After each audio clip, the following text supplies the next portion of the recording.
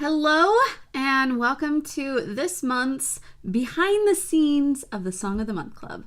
My name is Chelsea Robson and I am going to be showing you a little bit on, I'm going to be going through basically line upon line of all of the words that I came up with when I was writing the song Sacred Birth. So I was asked about 3 weeks prior to the date that they wanted me to sing to perform a song. And so I contacted my friend Emily and I was like, hey, they want me to sing. Will you be able to play for me? She's like, yeah, sure. But it is Christmas season, so we should probably do something like that. And I was like, yeah, that'd be great. Now, prior, like a year prior, she and I had collaborated on another song that I did, which was How Firm a Foundation. And when I got that one, I got it from a guy named Michael Ethington, and he is the composer of that rendition of that old song. It's a standard classic hymn in Christian hymnals, and so I decided to redo that one. Basically what I did is I took his rendition on the piano because I really wanted something that was just cool, like very thematic, almost like just it sounded like it could be in a movie. And really, when I was listening, I was like, that's what this totally could feel like, because he's just like, dun! Like he's got he loves the low bass notes, but he also loves throwing in the high ones. And so I feel like I really just enjoyed his rendition of that song, and so that's the one I chose. Well, in that time period, she decided to, in order to get all of the music for that song, she got a deal because he was running a promotion to buy all three and you get them signed. So he had 3 books of all of his albums, and so she bought them all. And so she was just like, why don't we just do another one from his? You liked his one before. I was like, okay, yeah.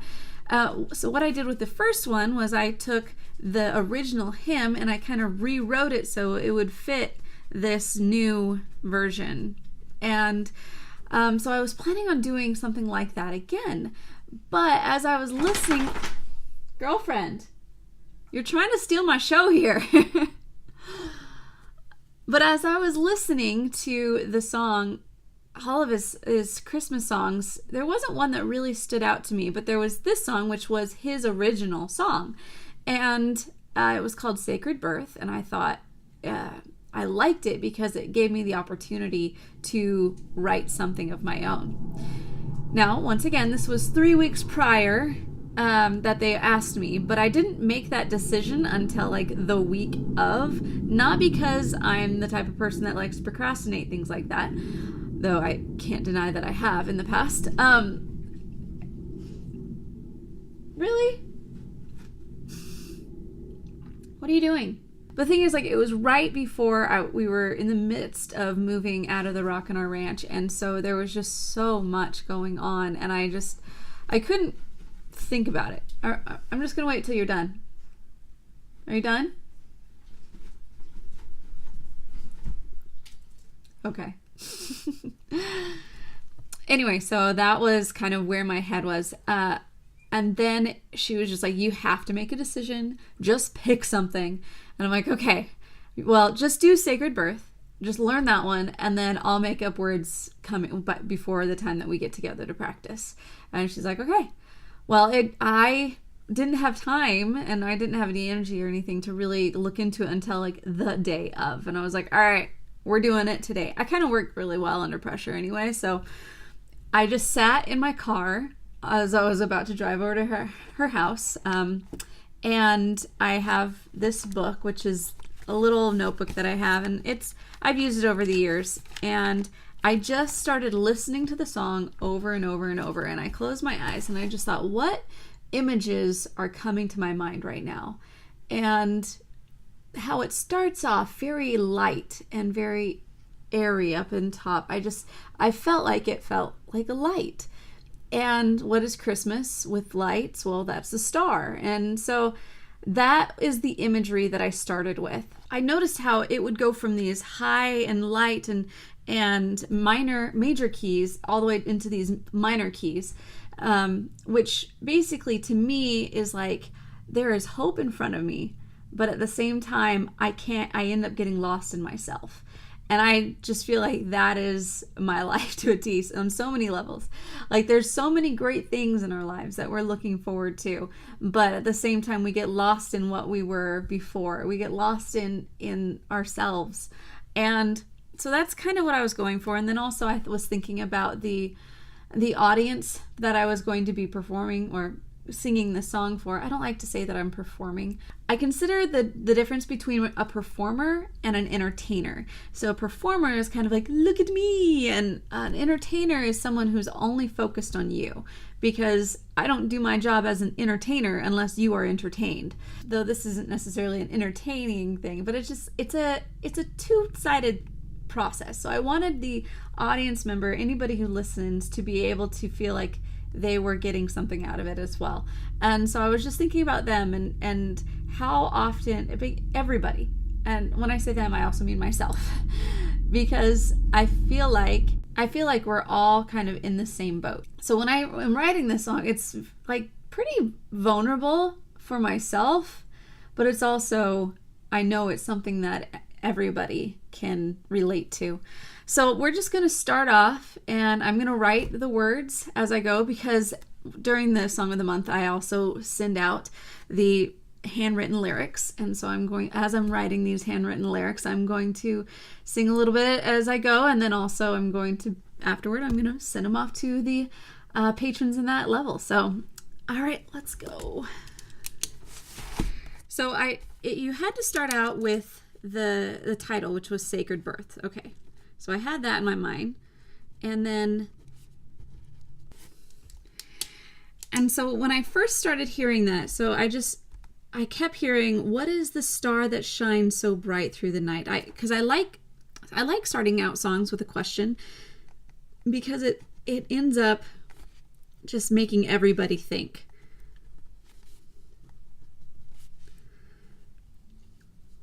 What is the star that shines so bright through the night? What is this feeling that everything will be all right? And then it repeats. So I kind of, it's almost self-explanatory. I hope that is a strong line for me. What is this feeling that everything will be all right? And I feel like that's just what Christ is.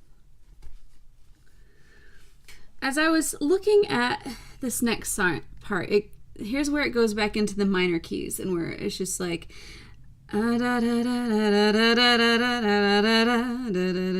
just like, it just felt like such a drudgery. But you're inward once again. So I don't know, this was an interesting song, because it was, on the one hand, so easy to write, but it was honest. Like I feel like I really can't say that, because I had been praying that I would be able to finish this song, because I was literally 2 hours from the point in time where I needed to meet with my piano player to go over the song that I was supposed to have written. And so I had a prayer in my heart the whole time, just to be able to, like, let's get this as far as we can. And it just felt like I was walking alone, traveling on my own. I've walked alone, traveling on my own. This path has brought me tears. And that's coming from the point of view of somebody who is looking at the star without knowing what it means or where it comes from or what the significance of it is. You look at it and you're like, what is this? But I'm looking back once again, looking back on my life, looking back on the paths that I've taken and the choices that I've made, that are all based around my decisions and my choices.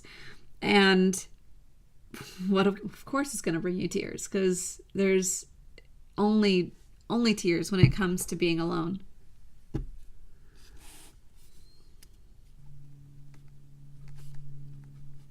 There was a hope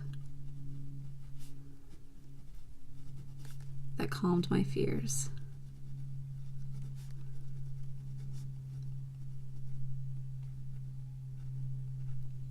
As I'm going through this, I'm also thinking about conversion.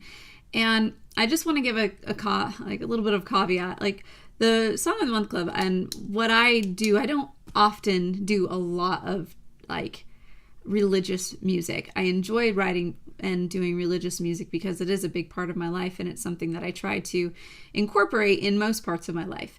But I feel like, just want to let you know, like, if that's something that you're not comfortable with, I really only do it maybe once a year. So, but this is my chance also just to kind of like go back on my own faith and like kind of feel what it's like for me to convert all the time. Because I feel like that's what progress that we always make. Like no one is ever really completely converted. Every day we are reconverting ourselves to be better and to grow a little more. And because we always make mistakes, and we always like, if we were truly converted, we would never make a mistake. But we're always redoing it, and we're just moving forward. But that moment when some truth enters in, that's when that light can give us hope that will calm our fears. And then right after I mention the light, that's when it goes back into the chorus. And so we go back into the more major. And the moment I mention the light, that's when it moves back into the chorus where he uses mostly major chords. What is the star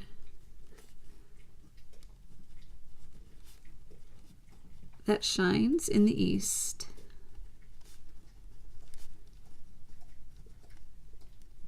It seems to grow. Why is my heart beating so fast? I want to know. Now, originally, this was a little bit different. So that first day when I was writing things down, it was actually, I ended up saying, what is the star that shines in the east? It seems so bright. Why is my heart beating so fast? Will this thing last? And I mean, it's fine, but I needed to have a different rhyme scheme. So I went back later and changed that to it seems to grow, I want to know. And I liked how, these things came together. Like I said, I can't give myself credit for putting all of this out because there are so many little things that it's like, oh, wow, there's that little rhyme scheme. Oh, wow, that works so well. Oh, wow. So it's just, I'm just so amazed. And it's just so great to be able to go through and see the differences. So next, what is the star that shines in the east? It seems to grow. Why is my heart beating so fast? I want to know. And then it goes into the more of like, ugh, like that feeling of just like, once again, that hope, but then retreating back into ourselves and thinking of your own story, which is wandering on. And wandering, I feel like without a guiding star, without that guiding light, you're going to wander. And without that, like, moral compass. So, had to be wandering. Wandering on, my feet have gone far in the gray. Feeling like I'm sinking fast until I pray. Now, I liked having this line in there because, for one thing, the music really, it opened it up to having a higher note right there. So, wandering on, my feet have gone far in the gray, feeling like I'm sinking fast.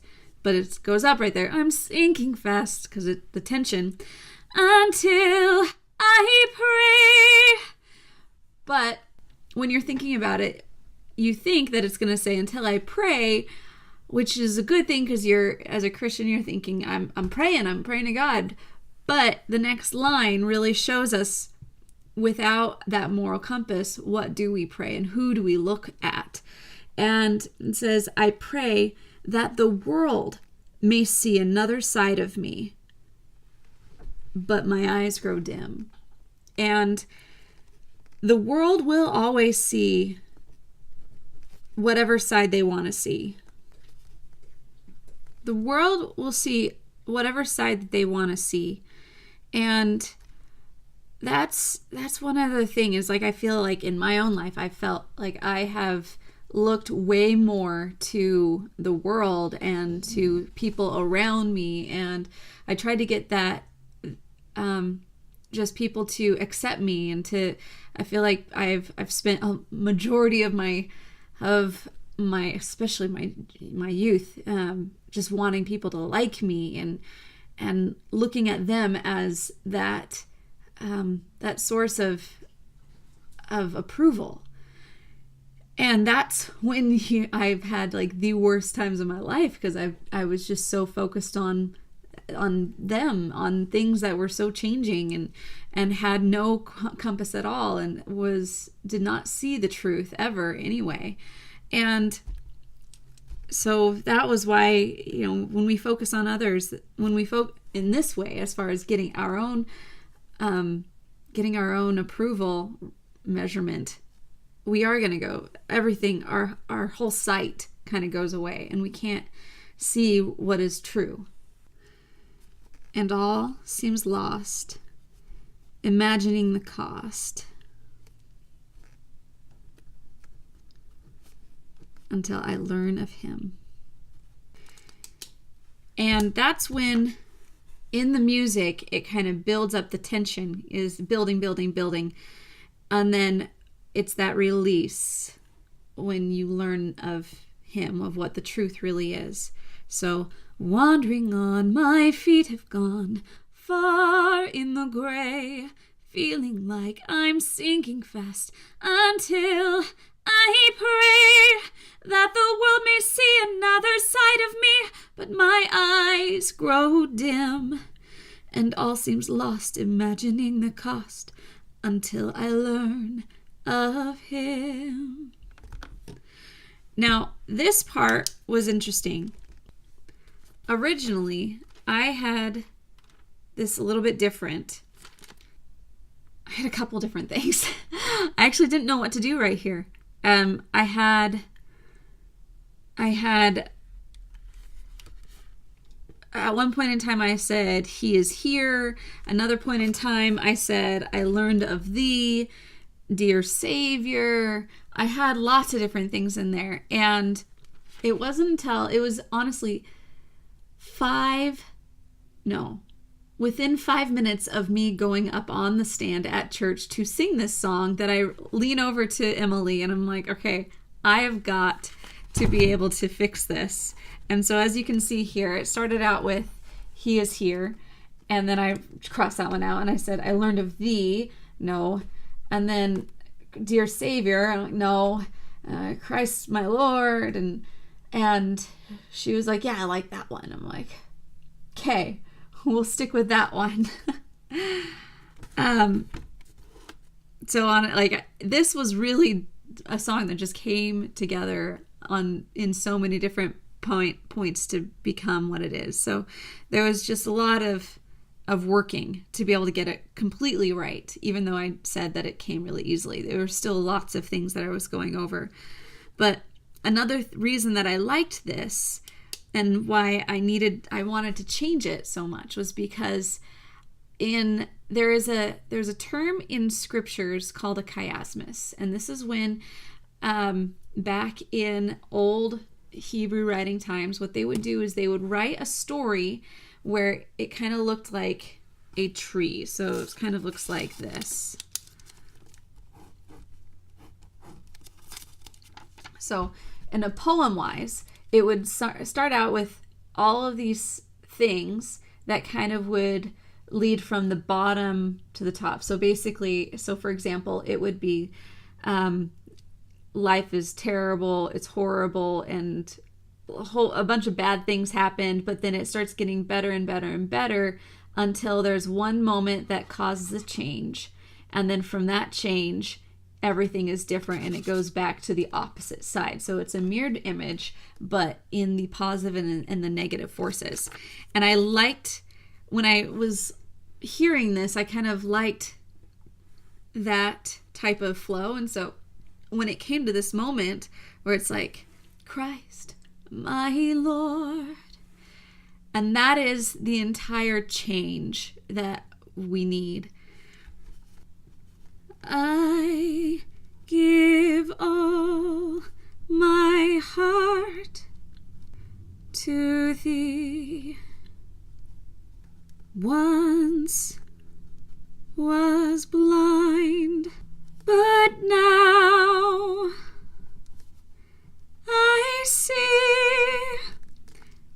I know that sounds familiar to a lot of people, because I love that part in the song Amazing Grace, where it says, I once was blind, but now I see. And it always makes me think of the story of the man who wrote the song, who actually was a slave boat driver. And he had brought in many hundreds of slaves from Africa and brought them over to England. And then it wasn't until he converted that he realized the evil that he himself had done. And even through, he had also started to lose his own vision. And then he decided, he converted, and then he wrote the song Amazing Grace. And there's a movie called Amazing Grace, and it's about the story of William Wilberforce. And there was a moment in that movie where the preacher, who he's also talking to William and trying to give him advice on how to go about removing the slave trade. And he said that once, he's in the film, he's like, once was blind, but now I see. Didn't I write that one time? And he's blind now, but he's happier than he had ever been because of that conversion that he had had. And so I loved that. But it also, the way the song goes, it kind of, the feel keeps going. So I couldn't stop there. And I kind of like the idea of, like, you think that that's what it's going to end up being or what it says, but it actually continues the thought. So I said, once was blind, but now I see that the pain's so real, you can heal. Now I feel my worth. Now this part actually has a couple meanings. I wanted to say at first, because I knew I was getting to the end of the song, and so I needed to say sacred birth at some point in time to make this song kind of come full circle and to be able to go against, like, why the song is called Sacred Birth. And so I ended up with, I basically wrote out, it's going to end with sacred birth. Okay, what rhymes with birth? Worth. Okay. I feel my worth. And that was, I mean, it was perfect, because to me, in my own story, it isn't until I focus on Christ my Lord and I give all my heart to him and I move in that direction that I can really feel who I am, and my own worth increases, because I'm no longer looking out, but I'm looking up for those, for that knowledge.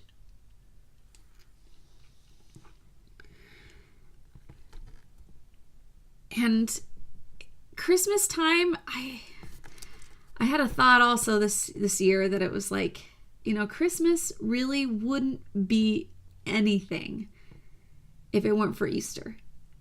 If it weren't for the resurrection, that the birth would have no consequence at all. It would just be another child born, which in itself is great, but it's not something that you and I can put faith in or have hope for. And I've just thought about it, and I get a little bit grinchy in the way that it's like I feel like everybody's just looking at the tinsels and everything, and you kind of want to feel like you're getting the real meaning of Christmas. And now I feel my worth, and it started there with a light so fair. So I wanted to say that, that was the start. And it only felt right to go back because, also in the melody, he goes back to that same chorus-like da, da, da, da, da, da. And so I felt like it was very apparent to bring it back to the light and bring it back to what is that question. So it's, what is the meaning of the star that shines? And I think that is what I'm going to leave you with.